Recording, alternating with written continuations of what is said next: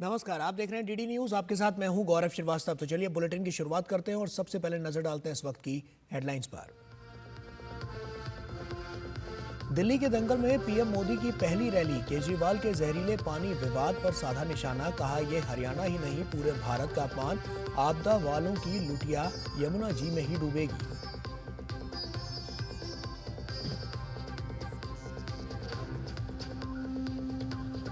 दिल्ली चुनाव के लिए कांग्रेस ने जारी किया घोषणा पत्र, महिलाओं को हर माह 2,500 रुपए और 300 यूनिट फ्री बिजली का वादा, राहुल और केजरीवाल की भी रैली।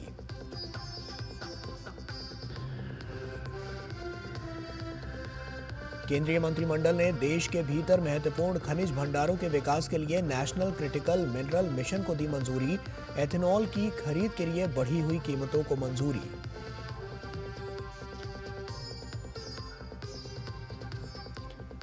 दूसरे अमृत स्नान पर प्रयागराज महाकुंभ में आस्था और भक्ति का बना कीर्तिमान, अखाड़ों ने भी किया अमृत स्नान, संगम तट पर दुर्भाग्यपूर्ण हादसा की न्यायिक जांच और पीड़ित परिवारों के लिए सहायता राशि का ऐलान।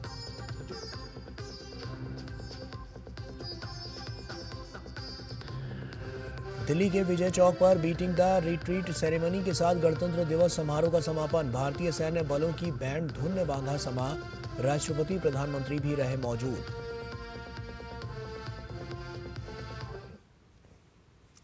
और आइए बुलेटिन की शुरुआत करते हैं। दिल्ली के चुनावी महासंग्राम में बुधवार को भारतीय जनता पार्टी की ओर से कमान संभाली प्रधानमंत्री नरेंद्र मोदी ने। पीएम मोदी ने दिल्ली में चुनावी रैली को संबोधित किया तो अरविंद केजरीवाल पर जमकर निशाना साधा। प्रधानमंत्री मोदी ने केजरीवाल के यमुना के पानी में जहर मिलाने के बयान पर घेरा। वहीं प्रधानमंत्री मोदी ने आप सरकार के भ्रष्टाचार को गिनाया तो बीजेपी सरकार बनने पर दिल्ली की जनता के लिए होने वाले कामों को भी विस्तार से रखा। प्रधानमंत्री मोदी ने कहा कि दिल्ली को 5 फरवरी को आपदा से मुक्ति मिलने वाली है। दिल्ली विधानसभा चुनाव के लिए प्रधानमंत्री की पहली रैली घोंडा में हुई। प्रधानमंत्री ने कहा कि आपदा वाले झूठ और लूट में मस्त हैं। शिक्षा, शराब, शीश महल उनकी प्राथमिकता है। दिल्ली में किल्लत पानी की हो या समस्या वायु प्रदूषण की, बीते 14 साल से दिल्ली के लोग परेशान हैं और बहानेबाज दोष हरियाणा पर मढ़ रहे हैं। आपदा वालों ने दिल्ली को पानी माफिया के भरोसे छोड़ दिया है। इन लोगों ने 3 चुनाव में यमुना जी की सफाई के नाम पर वोट मांगे। हार के डर से आपदा वाले बौखला गए हैं। आप बताइए, हरियाणा के लोग दिल्ली से अलग है क्या? क्या हरियाणा वालों के परिवार, बाल बच्चे, नाते रिश्तेदार दिल्ली में नहीं रहते क्या? क्या हरियाणा के लोग अपने ही बच्चों के पानी में जहर मिला सकते हैं क्या? हरियाणा का भेजा यही पानी दिल्ली में रहने वाला हर कोई पीता है। पिछले 11 साल से ये प्रधानमंत्री भी वही पानी पीता है। 21वीं सदी के पहले 25 साल बीत चुके हैं। प्रदेश की सत्ता भाजपा के पास इस दौरान नहीं रही, इसलिए आरोप कांग्रेस और आम आदमी पार्टी पर है। दिल्ली विकास की दौड़ में पीछे है। प्रधानमंत्री ने भाजपा का वादा दोहराया, प्रदेश की सत्ता मिली तो सभी योजनाएं जारी रहेंगी, झुग्गी वालों को पक्के घर मिलेंगे, पानी बिजली की किल्लत नहीं होगी। जो लोग भोले चेहरे बनाए घूम रहे हैं वे बेनकाब होंगे। साथियों, इनकी झूठ बोलने की ताकत इतनी है कि आपको जरा मेहनत ज्यादा करनी होगी, क्योंकि चेहरा इतना भोला भाला करके झूठ बोलते हैं। आपने वो चार्ल्स शोभराज का नाम सुना होगा। वो जाना माना ठगी था, लेकिन ठगी करने में ऐसा एक्सपर्ट था कि हर बार लोग गलती कर बैठते थे, हर बार लोग फंस जाते थे। और इसलिए ऐसे लोगों से संभल के रहना बहुत जरूरी होता है। प्रधानमंत्री ने कहा कि भाजपा को जनादेश मिला तो विधानसभा के पहले सत्र में कैग रिपोर्ट रखी जाएगी। पारदर्शिता के साथ शुचिता का शासन स्थापित होगा। दिल्ली का विकास विकसित भारत की भव्य राजधानी के रूप में आधुनिक सुविधाओं से लैस होगा और तेज गति से होगा। गिरीश निशाना के साथ ब्यूरो रिपोर्ट, डीडी न्यूज। और यमुना के पानी में जहर मिलाने के राजनीतिक आरोप लगाने के बाद अरविंद केजरीवाल लगातार घिरते जा रहे हैं। हरियाणा के सीएम नायब सिंह सैनी ने केजरीवाल पर मानहानि का मामला दर्ज करने की बात कही है, तो इस मसले पर चुनाव आयोग ने भी केजरीवाल से लिखित जवाब मांगा है। और इस मुद्दे पर कांग्रेस ने भी केजरीवाल पर एफआईआर दर्ज करने की बात कही है। और इस बीच दिल्ली के उपराज्यपाल और सीएम आतिशी के बीच भी जो विवाद है वो बढ़ गया है। और इस मामले पर कैसे अरविंद केजरीवाल घिर गए हैं, आइए देखते हैं इस रिपोर्ट में। दिल्ली की लड़ाई अब जहरीले पानी पर आई। यमुना पर तकरार, जहर पर आर पार। दिल्ली में सियासी लड़ाई जहरीले पानी पर आ गई है।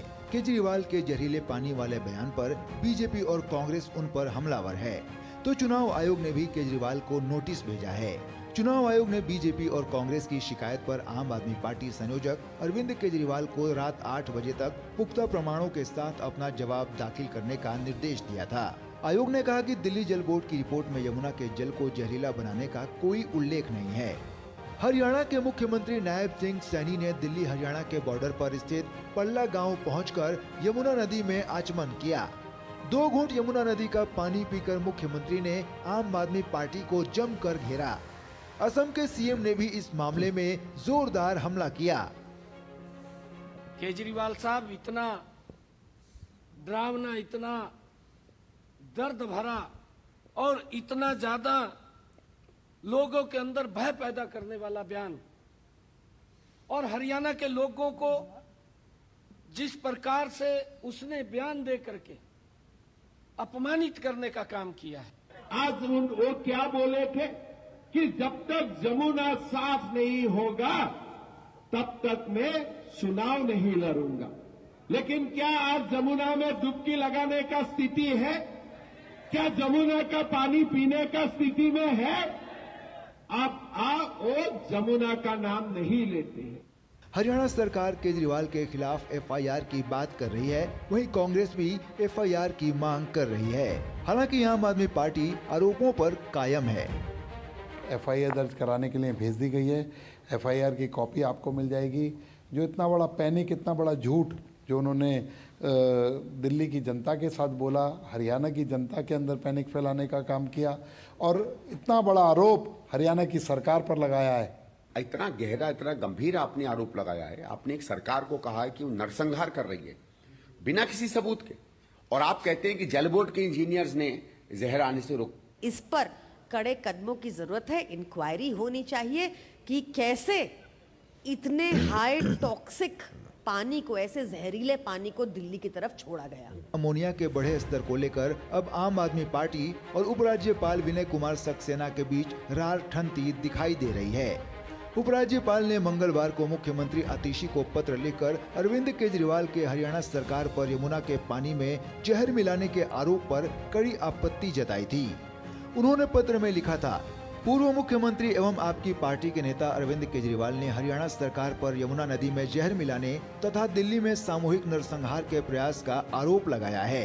यह अत्यंत आपत्तिजनक, दुर्भाग्यपूर्ण एवं अवांछनीय है। हालांकि केजरीवाल द्वारा भ्रामक और तथ्यहीन वक्तव्य दिए जाना कोई नई बात नहीं है, परंतु यह सरासर झूठा बयान न सिर्फ दिल्ली के लोगों में भ्रम तथा भय उत्पन्न करने की क्षमता रखता है, बल्कि इससे 2 पड़ोसी राज्यों के बीच वैमनस्यता भी उत्पन्न हो सकती है।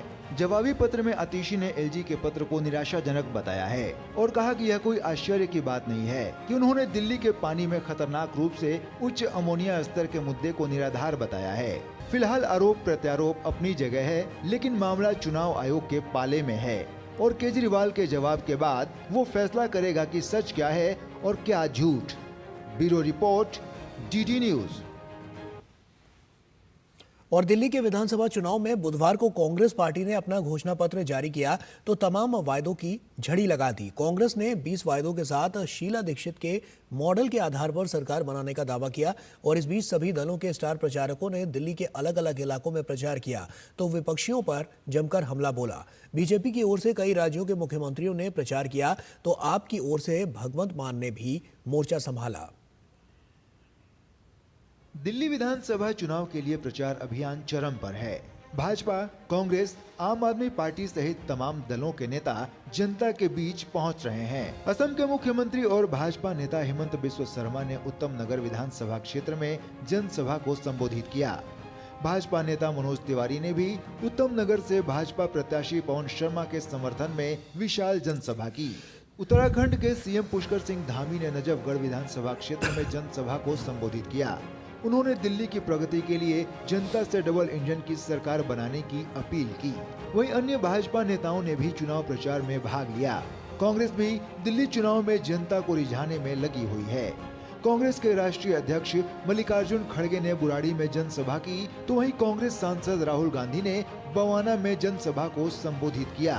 केजरीवाल सरकार ने केंद्र सरकार की कई योजनाओं से दिल्ली की जनता को वंचित रखने का काम किया है, लेकिन अगर 5 फरवरी को आप भाजपा के पक्ष में मतदान करेंगे तो दिल्ली में डबल इंजन की शक्ति से दिल्ली का विकास संभव हो सकेगा।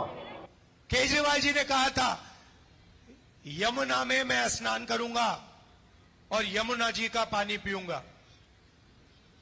5 साल हो गए, आज तक केजरीवाल जी ने यमुना का पानी नहीं पिया है। इस दौरान वरिष्ठ कांग्रेस नेता जयराम रमेश ने दिल्ली चुनाव के लिए बुधवार को अपनी पार्टी का घोषणा पत्र जारी किया। घोषणा पत्र में कांग्रेस ने 20 बड़े वादे किए हैं। इस अवसर पर जयराम रमेश ने शीला दीक्षित सरकार के कार्यकाल की याद दिलाते हुए उस मॉडल की सराहना की। कोई मानक देखें, प्रदूषण और संदूषण के मामले में दिल्ली सर्वोपरि। कांग्रेस के घोषणा पत्र में महिलाओं को हर माह 2,500 रुपए के साथ ही 300 यूनिट बिजली फ्री देने का वादा किया गया है। स्वास्थ्य के क्षेत्र में 25 लाख रुपए का हेल्थ इंश्योरेंस दिया जाएगा। सभी को पौष्टिक भोजन मिल के लिए 100 जगहों पर इंदिरा कैंटीन खोली जाएगी। घर पर 24 घंटे स्वच्छ जल की सुविधा दी जाएगी। दिल्ली के चुनावी अभियान में इंडी गठबंधन में बिखराव साफ नजर आ रहा है। कांग्रेस और आप एक दूसरे के खिलाफ ताल ठोक रहे हैं, जबकि सपा और टीएमसी आम आदमी के साथ नजर आ रही हैं, जिसको लेकर कांग्रेस नेता संदीप दीक्षित ने आम आदमी पार्टी पर तंज कसा। इस बीच आप नेता सौरव भारद्वाज ने राहुल गांधी पर जोरदार हमला किया। आम आदमी पार्टी तो इंडिया ब्लॉक का एक बड़ा नगण्य हिस्सा है, छोटा सा हिस्सा है, और इनको तो इसलिए डाल दिया गया था कि भाई बड़ा जब रथ चलता है, कोई अपना ज्वाइन कर जाता है तो उसको क्यों बाहर रखें। मतलब छोटे छोटे लोग उसमें जुड़ते रहते हैं। आम आदमी पार्टी का कोई बहुत बड़ा वजूद नहीं। अमेठी छोड़ के कौन भागा था और कहां दक्षिण भारत के अंदर केरला में एक सेफ सीट ढूंढी गई थी राहुल गांधी के लिए, ये बताने की मुझे जरूरत नहीं है। मैं सिर्फ राहुल गांधी जी को ये कहना चाहता हूं, शीशे के घरों में रहने वाले दूसरों पे पत्थर नहीं मारा करते। पंजाब के मुख्यमंत्री और आम आदमी पार्टी के नेता भगवंत मान ने दिल्ली के राजौरी गार्डन और तिलक नगर में रोड शो किया। Bureau report, DD news. आगामी 5 फरवरी को दिल्ली में विधानसभा मतदान होना है और इसी क्रम में राजधानी दिल्ली में फाइनेंशियल कंसल्टेंट ग्रुप द्वारा चार्टर्ड अकाउंटेंट से जुड़े लोगों की बैठक का आयोजन किया गया, जिसमें बतौर मुख्य अतिथि केंद्रीय मंत्री पीयूष गोयल ने शामिल हुए और इस अवसर पर उन्होंने दिल्ली सरकार पर जमकर निशाना साधते हुए कहा कि आम आदमी पार्टी ने दिल्ली की जनता के साथ पिछले 10 सालों में छलावा किया है। भारतीय जनता पार्टी विजय होगी। प्रधानमंत्री नरेंद्र मोदी जी के आशीर्वाद से, उनके मार्गदर्शन में एक डबल इंजन की सरकार अब दिल्ली वासियों के आपदा से मुक्त करके विश्वास के भविष्य के लिए, विकास के भविष्य के लिए, प्रगति और उज्जवल जीवन हमारे बच्चों को मिले, इसके लिए आतुर है। आपदा खत्म, विकास शुरू।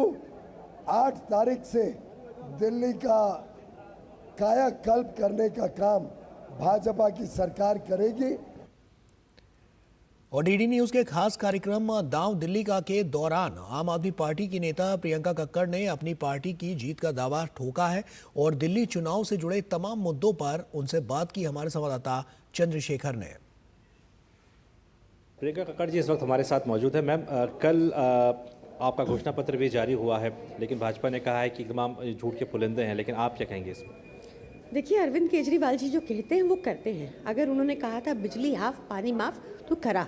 आज देश की राजधानी दिल्ली एकमात्र राज्य है पूरे देश में जहां 24 घंटा बिजली आती है। अरविंद केजरीवाल जी का मॉडल है, आम आदमी पार्टी का मॉडल है कि सरकारी खजाने का मुंह जनता की तरफ होगा। जनता पे ही पहला अधिकार जनता के पैसे का होना चाहिए। अरविंद केजरीवाल जी की पॉलिसी से दिल्ली की हर शख्स को 25,000 रुपये महीने का फ़ायदा होता है, बचत होती है, फ्री बिजली, फ्री पानी, फ्री बस यात्रा इत्यादि जैसी सेवाओं से। पंजाब में महिला सुरक्षा को लेकर के या जो पैसे देने की बात हुई थी, वो उनका कहना है कि वहाँ पर नहीं दिया गया और दिल्ली में आप कैसे लागू करेंगे। हालांकि बीजेपी ने अपनी तरफ से भी काफ़ी वादे किए हैं, आप इस पर क्या कहेंगे? देखिए, हमने ऑलरेडी कैबिनेट में ये अप्रूवल पास हो चुका है दिल्ली में। पंजाब में हमारे पास अभी समय है, सरकार को 5 साल भी नहीं हुए। दिल्ली में हमने मूलभूत चीज़ें, सरकारी एजुकेशन, हेल्थ केयर, इस सब पे ऑलरेडी काम कर चुके हैं। फ्री बिजली सबको दे रहे हैं, फ्री पानी सबको दे रहे हैं। अब हम दिल्ली में ये करेंगे। 10 साल आपकी सरकार यहाँ पर रही है, एंटी इनकम्बेंसी भी इसमें लगातार मुद्दे उठ रहे हैं। आपको क्या लगता है दिल्ली के मन में क्या है इस बार? प्रो इनकम्बेंसी है अरविंद केजरीवाल जी के प्रति। दिल्ली में आज सबसे कम महंगाई, highest per capita income, least inflation, सबसे कम जॉबलेसनेस है। तो ये थी प्रियंका कक्कड़ जी। इनका कहना है कि आम आदमी पार्टी सरकार को एक बार फिर से दिल्ली में जो है जनता चुनेगी, लेकिन ये सिर्फ दावे हैं या फिर हकीकत होगी, ये देखना होगा कि 5 तारीख को जब जनता अपना मतदान करेगी और उसके जब 8 तारीख को रिजल्ट आएगा तो किस तरफ जो ऊँट है वो बैठता है, किस करवट बैठता है, ये देखने वाली बात होगी। Chandrashekhar, DD news, Delhi. और वहीं दिल्ली चुनाव पर डीडी न्यूज के खास कार्यक्रम दांव दिल्ली का में केंद्रीय मंत्री चिराग पासवान ने दिल्ली चुनाव में लोक जनशक्ति पार्टी के उम्मीदवार की जीत का दावा किया है और साथ ही केजरीवाल के पूर्वांचलियों पर दिए गए बयान की भर्त्सना भी की है। उनसे बातचीत की हमारे संवाददाता चंद्रशेखर ने। केंद्रीय मंत्री चिराग पासवान जी इस वक्त हमारे साथ मौजूद है। सर, पूर्वांचलियों को मुद्दे को लेकर के जिस प्रकार से पिछली बार केजरीवाल ने अपना बयानबाजी की है, उसको किस प्रकार से आप देखते हैं?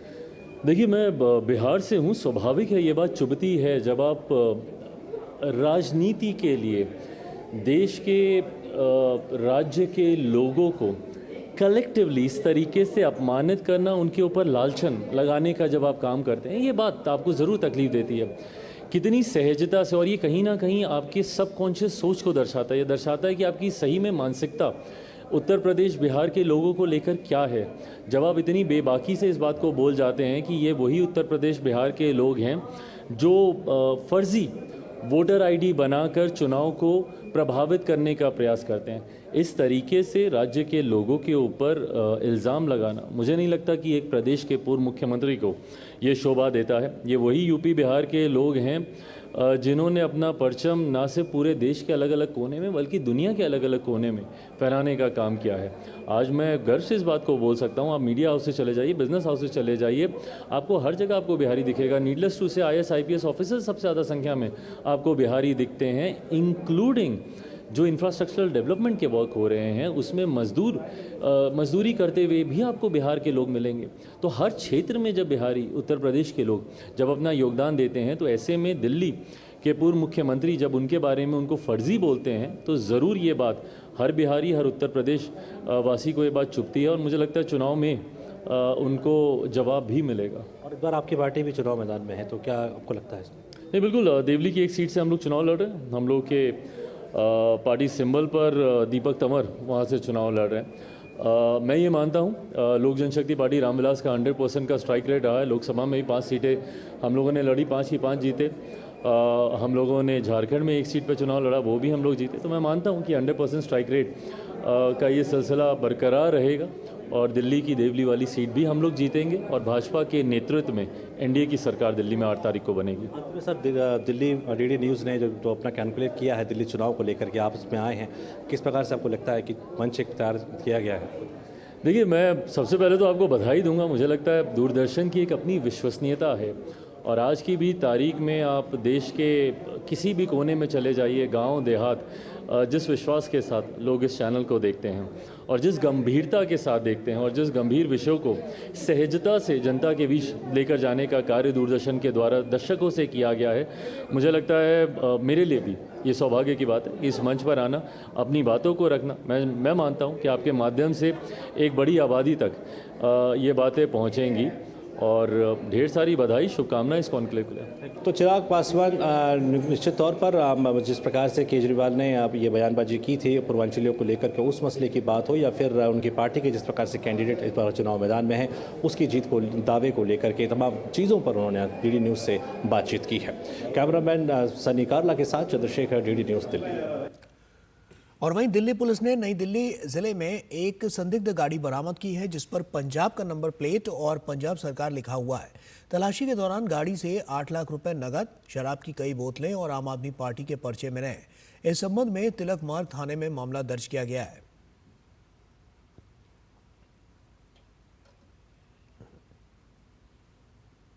और वहीं दिल्ली चुनाव से ठीक पहले इस बरामदगी से इस मामले पर राजनीतिक विवाद तेज होने लगा है। राज्यसभा सांसद स्वाति मालीवाल ने इस मामले को लेकर सोशल मीडिया प्लेटफॉर्म एक्स पर सवाल पूछा कि पंजाब सरकार की गाड़ी नई दिल्ली इलाके में इतनी शराब और इतना कैश लेकर कहां घूम रही है। ये गाड़ी जहां पकड़ी गई है वो तो अरविंद केजरीवाल जी का चुनावी क्षेत्र है।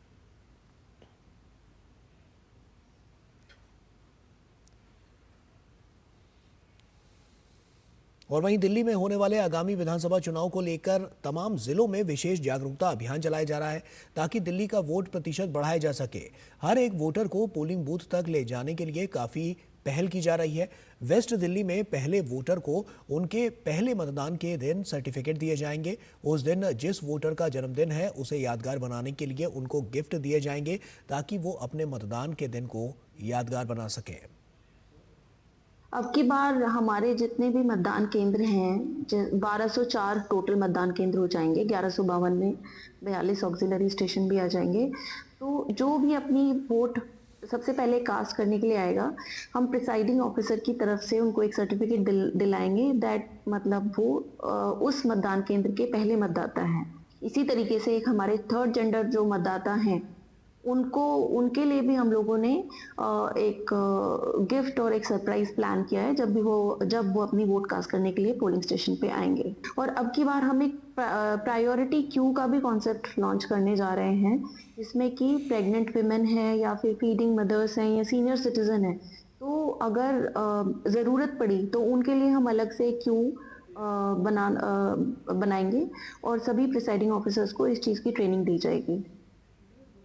दिल्ली एनसीआर में बढ़ते प्रदूषण को देखते हुए बुधवार को ग्रैब 3 की पाबंदियां लागू कर दी गई हैं। पूरे एनसीआर में ग्रैब 3 की पाबंदियां लागू होने से कई चीज़ों पर रोक लगा दी जाएगी। वहीं बता दें कि दिल्ली एनसीआर में प्रदूषण का लेवल बढ़ने पर लोगों को सांस लेने में दिक्कतें हो रही हैं। उधर आज सुबह के समय कोहरा भी घना छाया रहा जिस वजह से लोगों को हाईवे पर वाहन चलाने में काफ़ी परेशानियां हुई। आम बजट से पहले केंद्रीय मंत्रिमंडल ने बुधवार को 2 बड़े फैसले किए हैं जिसमें इथेनॉल की खरीद में बढ़ी हुई कीमतों को मंजूरी दी गई है। दूसरे बड़े फैसले में 16,300 करोड़ रुपए के नेशनल क्रिटिकल मिनरल्स मिशन को भी मंजूरी दी गई है जिससे मिनरल्स के क्षेत्र में देश को आत्मनिर्भर बनाया जा सके। केंद्रीय मंत्रिमंडल की बुधवार को हुई बैठक में 2 बड़े फैसले हुए हैं। केंद्रीय मंत्री अश्वनी वैष्णव ने इन फैसलों के बारे में जानकारी दी जिसमें एक फैसला किसानों की राहत के लिए है जिसमें सरकार द्वारा इथेनॉल की खरीद में बढ़ी हुई कीमतों को मंजूरी दी गई है। फैसले के अनुसार इथेनॉल ब्लेंडेड पेट्रोल प्रोग्राम के तहत सी हैवी मोलासिस यानी CHM के लिए 56.58 रुपए प्रति लीटर से बढ़ाकर 57.97 रुपए प्रति लीटर किया गया है। इस फैसले से किसानों को फायदा मिलने के साथ साथ देश की कच्चे तेल पर निर्भरता कम होगी और विदेशी मुद्रा बचाने में मदद मिलेगी। इथेनॉल का उपयोग वाहन ईंधन के रूप में हो रहा है जिससे वायु गुणवत्ता में भी सुधार होता है। हम सब जानते हैं कि एथेनॉल के उपयोग से देश में इकोनॉमी में बहुत बड़ा एक बेनिफिट हुआ है। किसानों के लिए भी फायदे में है, फॉरेन एक्सचेंज भी बचता है और एनवायरनमेंट को भी लाभ होता है। किसानों को केवल पिछले ही जो एथेनॉल सप्लाई ईयर यानी अक्टूबर तक सप्लाई होती है एथेनॉल की, उस ESY में 40,000 करोड़ रुपए का पिछले साल बेनिफिट हुआ है। इसके अलावा दूसरे बड़े फैसले में कैबिनेट ने 16,300 करोड़ रुपए के नेशनल क्रिटिकल मिनरल मिशन को मंजूरी दी है। केंद्र सरकार के इस मिशन का उद्देश्य ग्रीन टेक्नोलॉजी के लिए बेहद जरूरी क्रिटिकल मिनरल के लिए बेहतर वैल्यू चेन को स्थापित करना है, जिसमें क्रिटिकल मिनरल सेक्टर में भारत को आत्मनिर्भर बनने में मदद मिलेगी। आज माननीय प्रधानमंत्री जी ने नेशनल क्रिटिकल मिनरल्स मिशन, इसको आज अप्रूवल दिया है। 16,300 करोड़ रुपए का ये मिशन है, 16,300 करोड़ रुपए का मिशन है और 6 वर्षों तक ये मिशन का इनिशियल फेज रहेगा। 24 क्रिटिकल मिनरल्स को आइडेंटिफाई किया गया है। ये नेशनल क्रिटिकल मिनरल्स मिशन से देश में एक बहुत बड़ी जो इंपोर्ट डिपेंडेंस थी वो खत्म होगी। आत्मनिर्भर भारत बनने में बहुत बड़ा ये स्टेप है और साथ ही साथ जो हमारी नेशनल सिक्योरिटी है, एनर्जी ट्रांजिशन है, उसको ये मिशन सिक्योर करेगा। इस मिशन के जरिए देश में महत्वपूर्ण मिनरल की खोज का काम तेज किया जा सकेगा। इस मिशन में अगले 7 साल में 34,300 करोड़ रुपए खर्च किए जाने का लक्ष्य रखा गया है। अनुज यादव, डीडी न्यूज, दिल्ली। केंद्रीय मंत्रिमंडल के फैसलों पर प्रधानमंत्री नरेंद्र मोदी ने सोशल मीडिया प्लेटफॉर्म एक्स पर लिखा कि क्रिटिकल मिनरल्स में आत्मनिर्भरता की दिशा में एक बड़ा कदम। नेशनल क्रिटिकल मिनरल्स मिशन पर केंद्रीय मंत्रिमंडल के निर्णय से भारत के उच्च तकनीक, स्वच्छ ऊर्जा, रक्षा और अन्य प्रमुख उद्योगों को प्रोत्साहन मिलेगा। पीएम ने आगे लिखा कि एथेनॉल खरीद मूल्य में संशोधन से संबंधित कैबिनेट के निर्णय से एथेनॉल उत्पादन और मिश्रण लक्ष्यों को बढ़ावा देने में मदद मिलेगी। इससे कच्चे तेल के आयात को कम करने, किसानों को सशक्त बनाने और स्वच्छ ऊर्जा को बढ़ावा देने में भी मदद मिलेगी।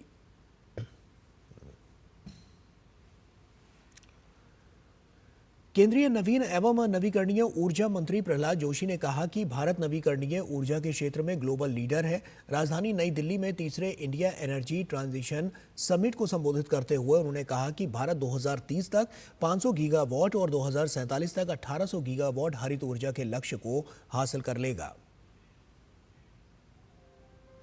पृथ्वी और भविष्य की पीढ़ी को सुरक्षित रखने और ऊर्जा की जरूरतों को पूरा करने के लिए भारत हरित ऊर्जा की तरफ तेजी से आगे बढ़ रहा है।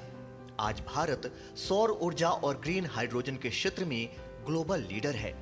राजधानी नई दिल्ली में तीसरे इंडिया एनर्जी ट्रांजिशन समिट को संबोधित करते हुए केंद्रीय नवीन एवं नवीकरणीय ऊर्जा मंत्री प्रहलाद जोशी ने कहा कि भारत 2030 तक 500 गीगावाट और 2047 तक 1800 गीगावाट हरित ऊर्जा के लक्ष्य को हासिल कर लेगा। उन्होंने कहा कि 2032 तक ऊर्जा की मांग 2 गुनी हो जाएगी, जिसका 50% हिस्सा नवीकरणीय ऊर्जा के जरिए पूरा होगा। सरकार हरित ऊर्जा के क्षेत्र में आने वाली हर रुकावट को दूर करने के लिए कदम उठा रही है। जो माननीय प्रधानमंत्री जी का कमिटमेंट है देश को और दुनिया को कि 2030 तक हम 500 गीगावाट नॉन फॉसिल फ्यूल से जो इलेक्ट्रिसिटी या पावर जनरेशन का है, एनर्जी जनरेशन, वो पूरा करने के लिए हम प्रतिबद्ध है। तो अगर 10 वर्ष के पहले का स्थिति देखते हैं तो ओवरऑल 75 गीगावाट था। आज we have already crossed 220 gigawatt. Sir, what is the and the solar was little less than 3 gigawatt in 2014. Today we are reaching 100 gigawatt. विशेषज्ञों ने इस क्षेत्र में अधिक से अधिक निवेश की जरूरतों पर बल दिया। जानकार मानते हैं कि अगले 5 साल में 10 लाख करोड़ रुपए निवेश की जरूरत होगी। With the storage capacities, then we don't have to see that. Some of the way some states are looking at this is to be able to put storage and utilize the day sunlight in terms of solar capacity to charge the batteries, use it for the evening peak, and then use the wind resource during the night for the morning peak. So some of those solutions, I guess, if looked at, will be able to handle the grid in a better way and be able to balance and ensure that we do not have curtailment going forward. वहीं हरित ऊर्जा को बढ़ावा देने के लिए भारत ने PM सूर्य घर योजना के तहत 1 करोड़ घरों की छत पर सौर ऊर्जा लगाने का लक्ष्य रखा है। अभी तक 8 लाख से अधिक घरों की छत पर सौर ऊर्जा लग गया है। भारत ने 2070 तक नेट जीरो उत्सर्जन का लक्ष्य भी रखा है, जिसे हासिल करने के लिए आज से ही मजबूत कदम उठा रहा है। नितेंद्र सिंह की रिपोर्ट, डीडी न्यूज, दिल्ली। और ग्रामीण भारत में हाल के वर्षों में बच्चों में शिक्षा के जो स्तर में काफी सुधार देखने को मिला है। बुधवार को नई दिल्ली में जारी वार्षिक स्टेटस ऑफ एजुकेशन रिपोर्ट 2024 के मुताबिक स्कूलों में प्राथमिक कक्षा के बच्चों में बुनियादी पाठ पढ़ने और गणित कौशल में सुधार हुआ है। प्रथम एजुकेशन फाउंडेशन द्वारा जारी इस रिपोर्ट के मुताबिक 15 से 16 आयु वर्ग के स्कूल न जाने वाले बच्चों की संख्या में 2014 के बाद से काफी गिरावट हुई है। मंगलवार को जारी वार्षिक स्टेटस ऑफ एजुकेशन रिपोर्ट 2024 के मुताबिक गांवों के सरकारी स्कूलों में पढ़ने वाले बच्चों में मूलभूत साक्षरता और संख्या ज्ञान में जबरदस्त सुधार देखने को मिला है। रिपोर्ट के मुताबिक कक्षा 3 में पढ़ने वाले 23.4% बच्चे कक्षा 2 स्तर का पाठ पढ़ने में सक्षम हैं। 2 साल पहले 2022 में ये आंकड़ा महज 16.3% था। वहीं सरकारी स्कूलों में कक्षा 5 के बच्चों में पढ़ने का स्तर कोविड महामारी से पहले के स्तर पर पहुंच गया है। 2022 में जहां कक्षा 5 के 38.5% बच्चे कक्षा 2 स्तर का पाठ पढ़ सकते थे, वहीं 2024 में ये संख्या 44.8% तक पहुंच गई है। रिपोर्ट के मुताबिक सरकारी और निजी दोनों स्कूलों में बच्चों के बुनियादी गणित के स्तर में भी सुधार देखने को मिला है और ये 1 दशक के उच्चतम स्तर पर पहुंच गया है। कक्षा 3 के बच्चे जो कम से कम घटाव का सवाल हल कर सकते हैं, उनकी संख्या 2024 में 33.7% तक पहुंच गई है, जबकि 2014 में ये संख्या महज 25.3% थी। कक्षा 5 के उन बच्चों के अनुपात में भी सुधार हुआ है जो कम से कम भाग का सवाल हल कर सकते हैं। 2018 में 27.9% के मुकाबले 2024 में ये संख्या 30.7% तक पहुंच गई है। स्टेटस ऑफ एजुकेशन रिपोर्ट 2024 के मुताबिक 2018 के बाद से प्री प्राइमरी कक्षाओं में नामांकन लगातार बढ़ा है। 2024 में ग्रामीण भारत में 3 से 5 वर्ष की आयु के 80% से अधिक बच्चे प्री प्राइमरी शिक्षण संस्थानों में नामांकित हैं। 6 से 14 आयु वर्ग के बच्चों की स्कूलों में नामांकन दर करीब 98% है। हाल के वर्षों में 15 से 16 वर्ष के ऐसे बच्चों की संख्या में गिरावट देखने को मिली है जो स्कूल नहीं जाते हैं। 2024 में इस आयु वर्ग के केवल 7% बच्चे ही स्कूलों में नामांकित नहीं हैं। 2014 में ये संख्या 16% थी। रिपोर्ट के मुताबिक राष्ट्रीय स्तर पर 14 से 16 आयु वर्ग के 90% से अधिक ग्रामीण किशोरों के पास स्मार्टफोन की सुविधा है और इस आयु वर्ग के करीब 82% बच्चे स्मार्टफोन का उपयोग करना जानते हैं। 14 से 16 वर्ष के लगभग 70% किशोर बुनियादी डिजिटल कार्य मसलन अलार्म लगाना, इंटरनेट पर जानकारी ढूंढना, विशिष्ट ऑनलाइन सामग्री जुटाना और इसे दूसरों के साथ साझा करना जैसे कार्य कर सकते हैं। प्रथम एजुकेशन फाउंडेशन की ये रिपोर्ट 3 से 16 साल के करीब 6.5 लाख बच्चों पर किए गए सर्वे पर आधारित है। ये बच्चे देश के 605 ग्रामीण जिलों के 15,728 स्कूलों में पढ़ाई कर रहे हैं। Nishant Saurabh, DD news, Delhi. केंद्रीय गृह मंत्री अमित शाह की अध्यक्षता में एक उच्च स्तरीय समिति ने विभिन्न राज्यों में आपदा न्यूनीकरण के लिए 3027.86 करोड़ रुपए की मंजूरी दी है। गृह मंत्रालय के अनुसार ये कोष प्रधानमंत्री नरेंद्र मोदी के आपदा प्रतिरोधी भारत के विजन को साकार करने में मदद करेगा और इस राशि का उपयोग राज्यों में आपदा प्रबंधन संरचना को मजबूत करने, त्वरित राहत और पुनर्वास कार्यों के लिए किया जाएगा।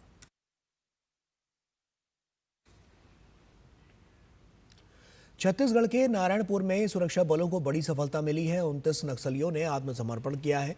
इसमें 7 महिला नक्सली भी शामिल हैं। इसी के साथ ही लोन वराटू अभियान यानी घर वापस आइए पुनर्वास नीति के तहत नक्सलियों को घर वापसी के लिए सरकार के द्वारा प्रेरित भी किया जा रहा है। सरकार की नीतियों से प्रभावित होकर पिछले 1 साल में छत्तीसगढ़ में 900 से ज्यादा नक्सलियों ने सरेंडर कर हथियार छोड़े हैं।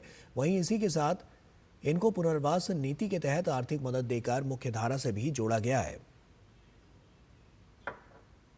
बहुत सारे नक्सलियों के बीच में सरकार के ऊपर, नीतियों के ऊपर और विकास के ऊपर भरोसा बढ़ा है और इससे प्रभावित होकर अबूझमाड़ में एक नया सोशल चेंज आया, एक सामाजिक परिवर्तन आया, जिसमें गांव के गांव एक साथ आ रहे हैं। जी, कुतुल क्षेत्र के ही बाटनार, गट्टाकाल, दुमनार, कुतुल फरसगांव क्षेत्र के लगभग 50 ग्रामीण आए थे। इसमें से 29 ऐसे थे जिन्होंने एक्टिव रूप से अलग अलग समय में नक्सलियों का सहयोग किया। उनके संगठन में KMS, DKMS, militia, special militia platoon या RPC के सदस्य रहे हैं पिछले 5-10 साल में। स्वीकार किया है, अपने कार्यों को स्वीकार किया है और आगे से नक्सलियों का सहयोग न करने का वादा किया है और आत्मसमर्पण किया है।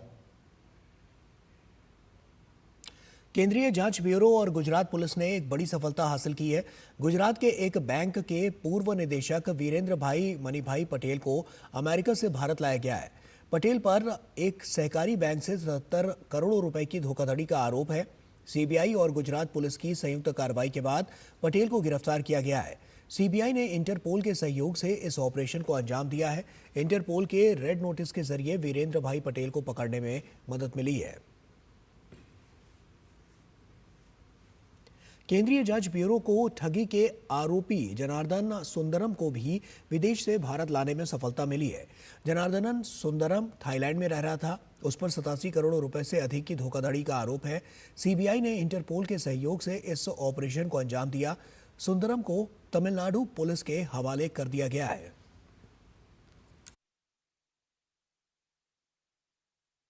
और भारत के विदेश मंत्री डॉक्टर एस जयशंकर ने दुबई के क्राउन प्रिंस और संयुक्त अरब अमीरात के उप प्रधानमंत्री एवं रक्षा मंत्री शेख हमदान बिन मोहम्मद से मुलाकात की। डॉक्टर एस जयशंकर ने अपने सोशल मीडिया पर जानकारी साझा की।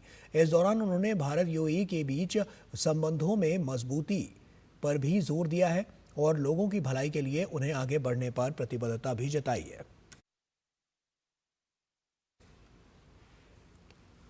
महाकुंभ में मौनी अमावस्या पर संगम घाटों पर करोड़ों श्रद्धालु साधु संत स्नान कर रहे हैं। इस पवित्र अवसर पर देश ही नहीं विदेश से भी बड़ी संख्या में श्रद्धालु पहुंचे हैं। आंकड़ों के मुताबिक शाम 8 बजे तक करीब 7 करोड़ 64 लाख श्रद्धालुओं ने पवित्र संगम में डुबकी लगाई है और इसी के साथ अभी तक महाकुंभ में कुल मिलाकर 27 करोड़ 58 लाख श्रद्धालुओं ने स्नान किया है।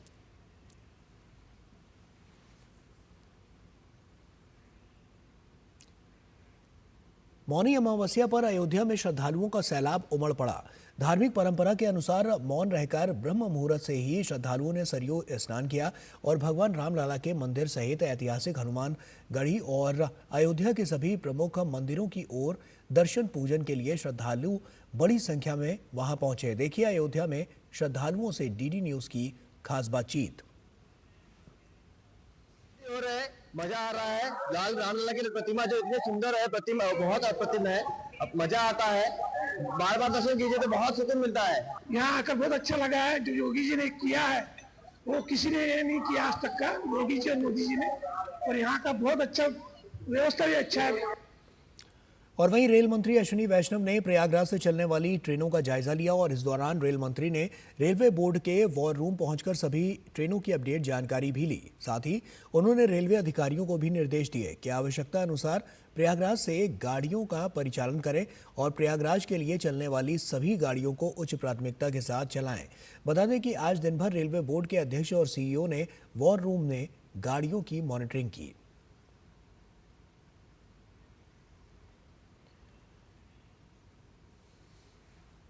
और वहीं महाकुंभ में सबसे ज्यादा जिस तिथि के अमृत स्नान का महत्व माना जाता है वो है मौनी अमावस्या। मौनी अमावस्या के अमृत स्नान के लिए मंगलवार से ही बहुत बड़ी संख्या में भीड़ जुटना शुरू हो गई थी और रात करीब 1 बजे के आसपास भीड़ के दबाव से एक जगह पर बैरिकेड टूटने से भगदड़ मच गई, जिसके बाद मौजूद प्रशासन ने तुरंत मोर्चा संभाला और जल्द ही स्थिति को नियंत्रण में कर लिया। इस घटना पर प्रधानमंत्री नरेंद्र मोदी, यूपी के CM समेत तमाम लोगों ने दुख जताया है और इस घटना में 30 लोगों की मृत्यु हो गई है तो घटना के न्यायिक जांच के आदेश भी दिए गए हैं। प्रयागराज महाकुंभ मेला 2025 में मौनी अमावस्या से पहले देर रात संगम पर हुए हादसे के बाद स्थिति नियंत्रण में है।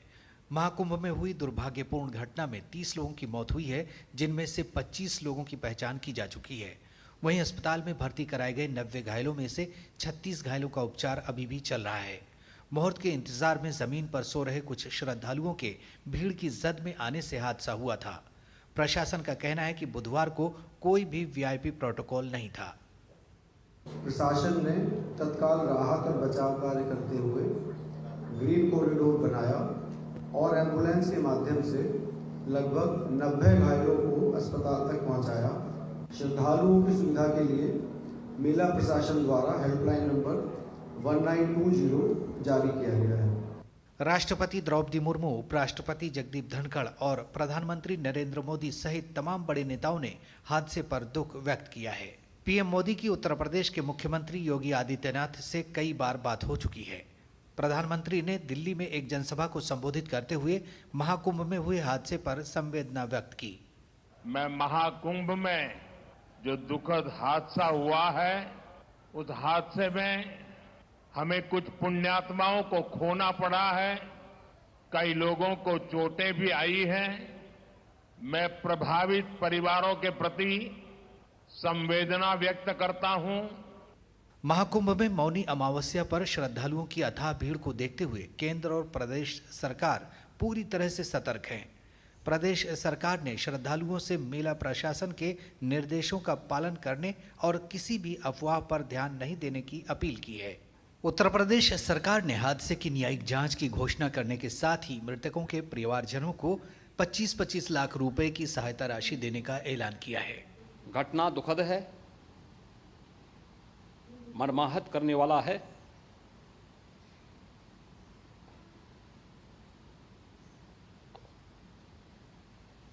उन सभी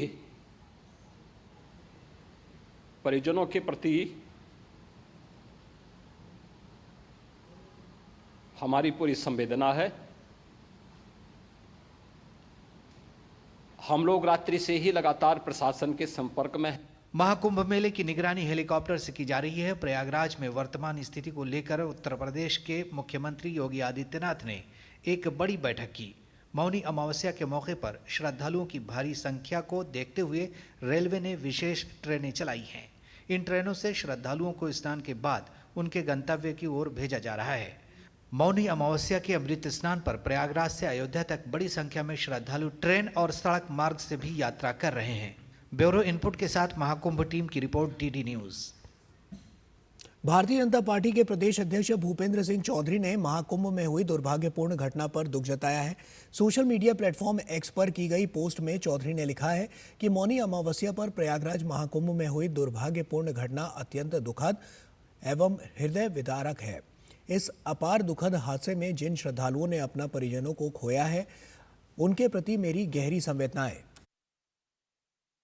ईश्वर उन्हें इस विपदा को सहन करने का संबल प्रदान करे। ईश्वर दिवंगत पुण्य आत्माओं को अपने श्री चरणों में स्थान दे तथा घायलों को अतिशीघ्र स्वास्थ्य लाभ प्रदान करे। ओम शांति। इसी महीने इसरो ने अंतरिक्ष में 2 सैटेलाइट को आपस में जोड़ने और अलग करने की सफलता हासिल करके कीर्तिमान स्थापित किया था और बुधवार को इसरो ने एक और मील का पत्थर स्थापित किया है। इसरो ने आंध्र प्रदेश के श्रीहरिकोटा से प्रक्षेपण यान GSLV F-15 के जरिए अपना 100वां मिशन लॉन्च किया है और इसके तहत इसरो ने NVS-2 नेविगेशन सैटेलाइट को लॉन्च किया है। वहीं इसरो की ये सफलता अंतरिक्ष के क्षेत्र में भारत के बढ़ते कदम को दर्शाती है।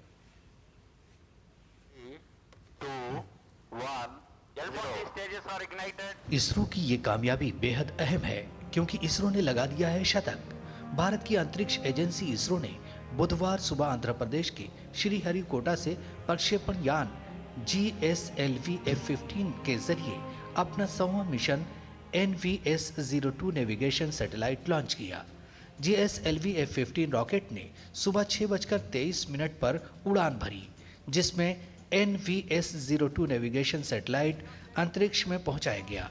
ये लॉन्च इसरो की एक बड़ी उपलब्धि है जो देश की अंतरिक्ष अनुसंधान क्षमताओं को दर्शाती है। GSLV F-15 GSLV रॉकेट की 17वीं उड़ान है। यह स्वदेशी क्रायोजेनिक चरण वाली 11वीं उड़ान भी है। NVS-02 उपग्रह भारतीय नेविगेशन प्रणाली का हिस्सा है। यह दूसरी पीढ़ी का उपग्रह है जो नेविगेशन के लिए काम करेगा। नेविगेशन उपग्रह प्रणाली को भारत में उपयोगकर्ताओं और भारतीय भूमि से लगभग 1500 किलोमीटर दूर तक सटीक स्थिति, वेग और समय सेवा देने के लिए डिजाइन किया गया है। नया NVS 02 उपग्रह L1 फ्रीक्वेंसी बैंड को सपोर्ट करता है। इससे इसकी सेवाओं और विश्वसनीयता में सुधार होगा। NAVIC की SPS सेवा 20 मीटर से बेहतर स्थिति सटीकता और 40 नैनोसेकंड से बेहतर समय सटीकता प्रदान करेगी। केंद्रीय अंतरिक्ष विज्ञान एवं प्रौद्योगिकी मंत्री डॉक्टर जितेंद्र सिंह ने इसरो को बधाई देते हुए कहा कि ये उपलब्धि हर भारतीय को गौरवान्वित करती है। 100th launch from Sriharikota. That makes each one of us, every Indian, prouder. We are also proud of the scientific acumen, the capabilities, the capacities of our scientists, our space experts, and at the same time also thankful to the enabling milieu, to the patronage provided by the political leadership headed by Prime Minister Modi. अमेरिकी उपग्रहों के प्रक्षेपण से इसरो ने लगभग $172 million कमाए हैं और यूरोपीय उपग्रहों के प्रक्षेपण से इसरो ने €292 मिलियन कमाए हैं। इनमें से 90% से ज्यादा उपग्रह पिछले 10 सालों में ही लॉन्च किए गए हैं। इस महीने की 16 तारीख को इसरो ने डॉकिंग सिस्टम की उपलब्धि हासिल की थी और ऐसा करने वाला दुनिया का चौथा देश बना था। अब इसरो ने 100वीं लॉन्चिंग करके नया कीर्तिमान बनाया है। इस साल इसरो की कई और अहम मिशन की तैयारी है। Bureau report, DD news. और वहीं इसरो के 100वें मिशन के तहत GSLV रॉकेट के जरिए नेविगेशन उपग्रह का सफल प्रक्षेपण करने पर केंद्रीय गृह मंत्री अमित शाह ने अपने सोशल मीडिया प्लेटफॉर्म X पर बधाई दी। उन्होंने कहा कि आज इसरो द्वारा 100वां रॉकेट लॉन्च करने की शानदार उपलब्धि हासिल करने पर टीम को बधाई। ये उपलब्धि अंतरिक्ष में भारत की यात्रा को गति देने के लिए हमारे वैज्ञानिकों की अटूट प्रतिबद्धता का प्रमाण है।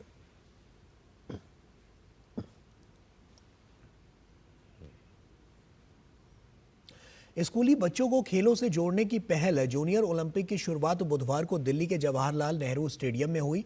6 दिनों तक चलने वाले इस आयोजन में करीब 6000 स्कूली बच्चे हिस्सा लेंगे। जूनियर ओलंपिक पहल का उद्देश्य बच्चों को डिजिटल दुनिया से बाहर निकालकर फिजिकल एक्टिविटी को बढ़ावा देना है। देखिए ये खास रिपोर्ट। खेलो इंडिया और फिट इंडिया मुहिम को आगे ले जाते हुए दिल्ली के जवाहरलाल नेहरू स्टेडियम में जूनियर ओलंपिक के 8वें संस्करण का आगाज हुआ। प्रतियोगिता के पहले दिन खिलाड़ियों ने नन्हे कदमों के साथ मार्च करते हुए अपनी उपस्थिति दर्ज कराई। इस मौके पर उपस्थित लोकसभा सांसद CP जोशी ने आधिकारिक तौर पर प्रतियोगिता की शुरुआत की। उन्होंने जूनियर ओलंपिक पहल की प्रशंसा करते हुए कहा कि आने वाले वर्षों में इन्हीं खिलाड़ियों में से देश के ओलंपियन निकलेंगे। बहुत सुंदर परिकल्पना की है कि स्कूल के छोटे छोटे बच्चों को इस दिशा में तैयार किया जाए और माननीय प्रधानमंत्री जी ने जिस प्रकार से खेलो इंडिया फिट इंडिया मूवमेंट शुरू किया है, मैं सोचता हूँ बच्चों का शुरू में अगर खेल के प्रति रुझान बढ़ेगा, रुचि बढ़ेगी, तो निश्चित रूप से वो शारीरिक रूप से और मानसिक रूप से तो फिट रहेंगे ही, लेकिन इस देश के लिए भी कुछ न कुछ कर गुजर जाएंगे। इस देश के लिए पदक भी लाएंगे और खेलों को आगे बढ़ाने में अपनी महत्वपूर्ण भूमिका निभाएंगे। 6 दिनों तक चलने वाले जूनियर ओलंपिक में दिल्ली NCR के स्कूलों के करीब 6000 से भी अधिक स्कूली बच्चे खेलों के साथ साथ अन्य प्रकार की फिजिकल एक्टिविटी में हिस्सा लेंगे।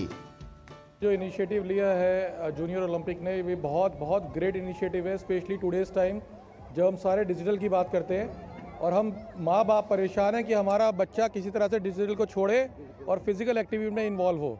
और ये जो स्पोर्ट्स की एक्टिविटी है ये हमारा मेंटल स्टेमिना भी बढ़ाता है और साथ में हमें फिजिकल स्ट्रेंथ भी देता है। तो देख के सब कुछ बड़ा खुशी हो रही है।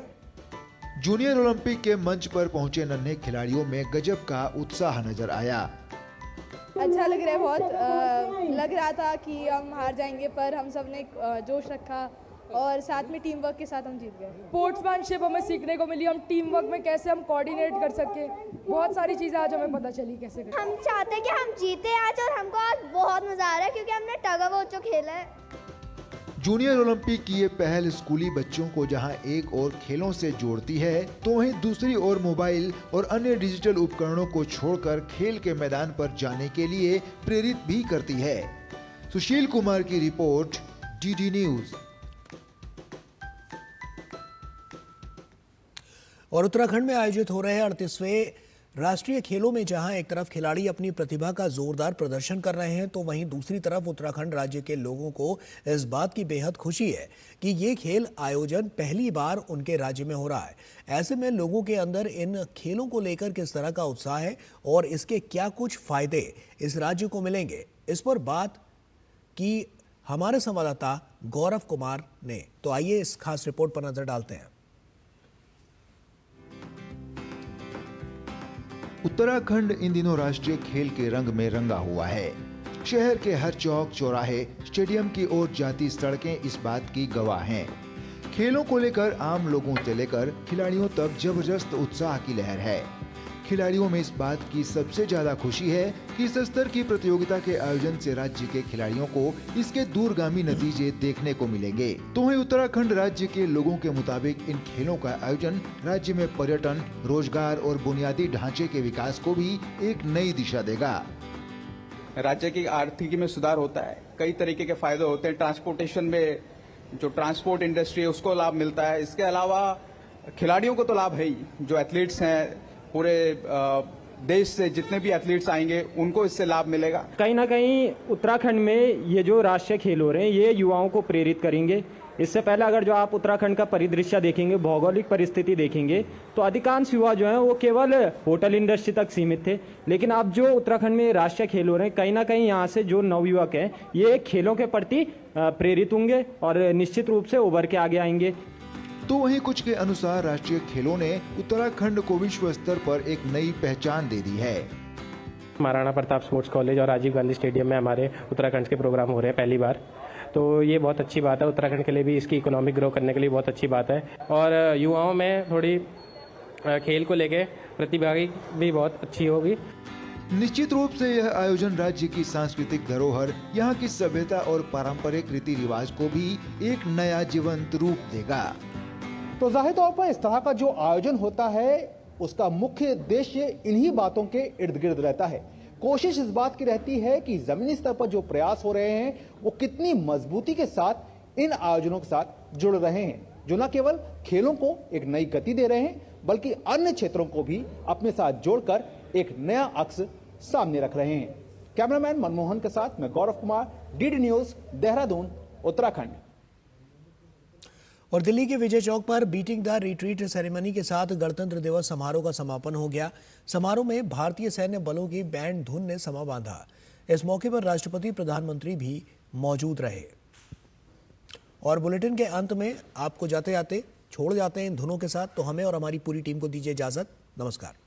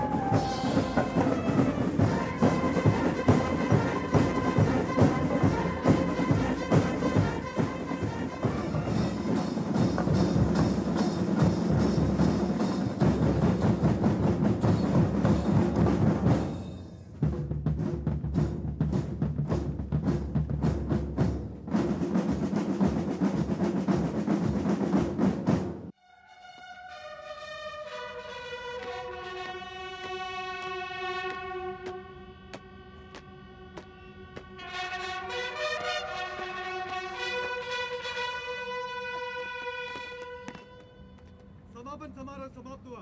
बांध को ले जाने का महोदय।